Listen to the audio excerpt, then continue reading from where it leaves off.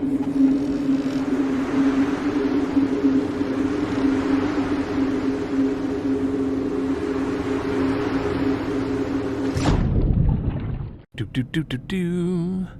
everyone and welcome to the Moisky News for May the 26th, 2021. Today we are going to be discussing the fantasy economics of the SNP.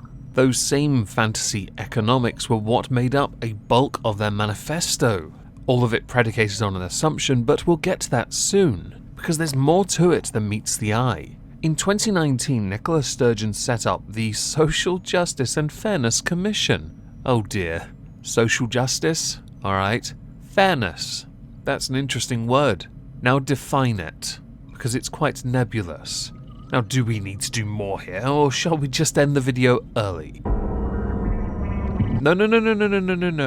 We're going to do more. This commission made a number of recommendations, and they are based on a number of, let's call them, what-if factors. More notably, and this one's the one that really is the fulcrum of the whole thing, an independent Scotland, because the rest of them don't happen unless Scotland is independent. So shortly after securing another 5-year term, yay, the two SNP MSPs, Scottish Nationalist Party members of the Scottish Parliament, in charge of the commission, released a 132-page list of recommendations. It has been touted as, and yes, this is quite cringy, a blueprint to a more socially just Scotland. Shall we go through those recommendations? You're right, we shouldn't. It's obvious from the offset this is going to be bad, but sadly we need to endure this regardless. Recommendations in this range from drug decriminalisation, which is interesting, a new green tax, because tax is renowned for being popular, looser immigration rules, F for Scotland's cultural diversity, which has often been mentioned by the SNP in UK Parliament. I believe the term they use is enriching their culture, along with the introduction of a universal basic income. For drugs, the report calls for a citizens' assembly to examine the case for decriminalising drugs for personal use and involving addicts in building consensus across political parties and wider society about the drug laws and policies of the country, with the following quote: "Our way forward must reflect that addiction is a health issue, which should be underpinned by human rights and pragmatism. Criminalizing people who are traumatized, suffering and need help will not make the problem go away. When it comes to how drugs are perceived, I do consider it more of a health issue than a crime issue."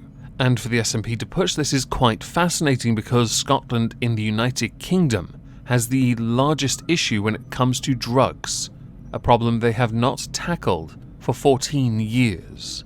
When it comes to tax, the report brands the UK tax system as dysfunctional, and the need for reform is heightened by the climate emergency and by the pandemic.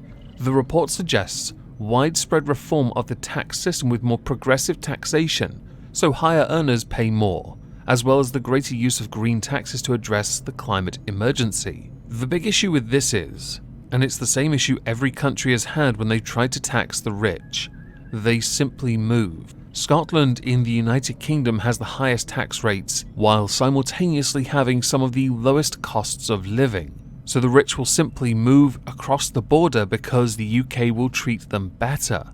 And by that I mean England, Wales and Northern Ireland if Scotland somehow got free of our chains.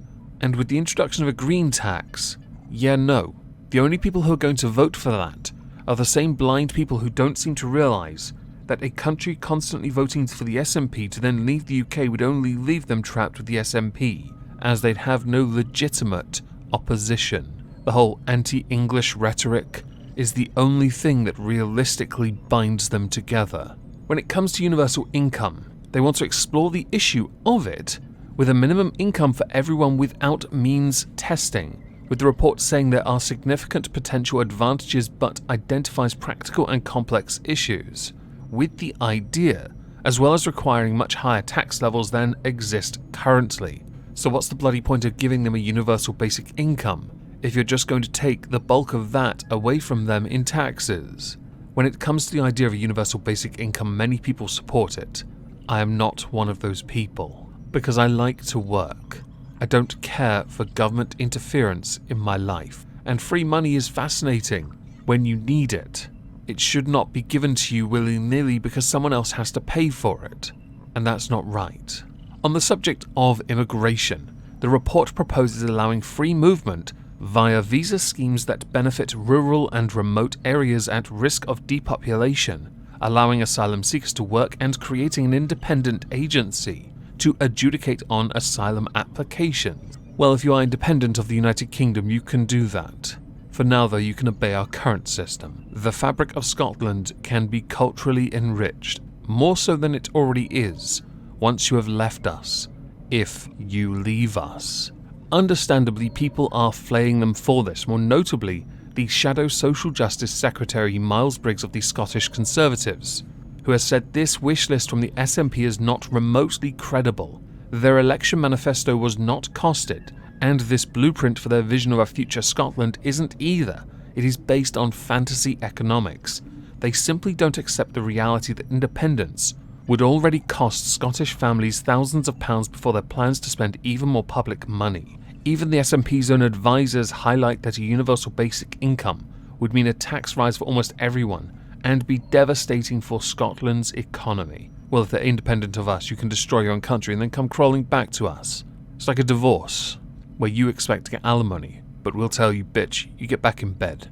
Another rather interesting element to add to this, considering what damage they could do to the country, is that the SNP believe that only they can eradicate poverty with an independent Scotland, which would be somewhat ironic if it's going to cost thousands of pounds to Scottish families, to the tune of many new taxes and increased current taxes, just to fund an independent Scotland, so you can desperately try and make your economy look good for when you beg the EU to let you join. As we're done, I do want to know what you think. Please do let me know in the comments down below.